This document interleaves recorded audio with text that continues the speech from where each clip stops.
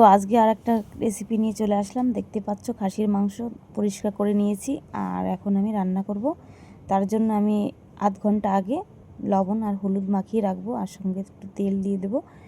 তো তাহলে কিন্তু মাংসটা ভালো সুন্দর টেস্ট হবে। আর এদিকে দেখো আমাদের ঘরে মিডিয়াম সাইজের আলু ছিল, তো এগুলো আমি কেটে নিয়েছি আর এখন ধুয়ে পরিষ্কার করে নিচ্ছি।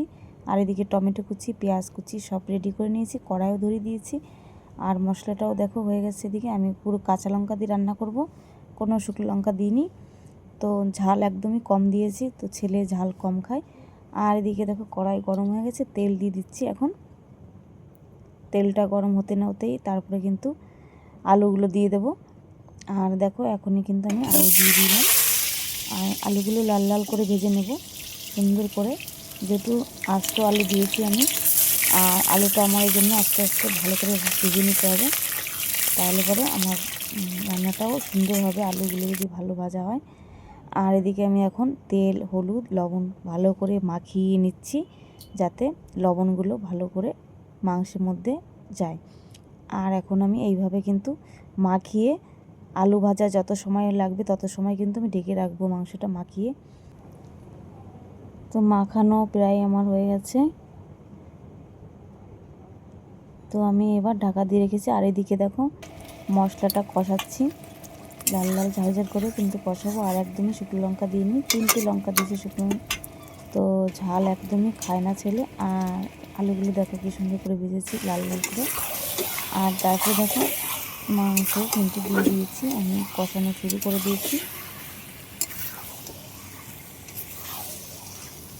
এই রান্নাটা কিন্তু অনেক সময় ধরে রান্না করতে হয়, না হলে কিন্তু গলবে না। তো তারপরে আমি এইভাবে কিন্তু 15 থেকে 20 মিনিট কষিয়ে নিচ্ছি।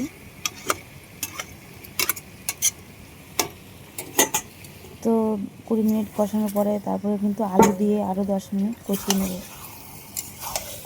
তো এরকম ভিডিও যদি ভালো লাগে অবশ্যই লাইক, কমেন্ট, শেয়ার করতে ভুলবে না। আর আমার চ্যানেলে নতুন হয়ে থাকলে চ্যানেলটি সাবস্ক্রাইব করবে। তো এখন আমি কিন্তু 20 মিনিট পার করে 30 মিনিটের মতন কষিয়ে নিচ্ছি। আর কষা কিন্তু 4 পিস তুলে রেখেছি, ছেলের জন্য 2 পিস, আর বাবার জন্য 1 পিস, আর আমার জন্য 1 পিস। তো কষা মাংস আমি সবসময় তুলে রাখি। আর তারপরে আরও 10 মিনিটের জন্য ঢেকে দিলাম। আর এদিকে ভাত হচ্ছে। তো তারপরে দেখো কষানো হয়ে গেছে, আর এখন আমি তুলেও নিয়েছি 4 পিস। তো তারপরে কিন্তু ফাইনালি জল দিয়ে দেবো। তো দেখতে পাচ্ছ জল দিয়ে দিয়েছি। তো জল দিয়ে আবার 15 থেকে 20 মিনিট আবার কষিয়ে নেব। তো আমি কিন্তু আবার 15 মিনিট কষিয়ে তারপরে কিন্তু ঢেকে দিয়েছি 5 মিনিটের জন্য। আর কষা মাংস দেখো তুলেছি, কতটা সুন্দর হয়েছে দেখতে, কাঁচা লঙ্কার রান্না। তো তারপরে আমি 5টা সিটি মেরেছি। এরকম করে রান্না করলে কিন্তু মাংসটা গলতে বাধ্য, আর খেতেও খুব সুন্দর লাগবে। আর লাস্টে আমি টক রান্না করেছি। ভিডিওটি কেমন লাগলো জানিও।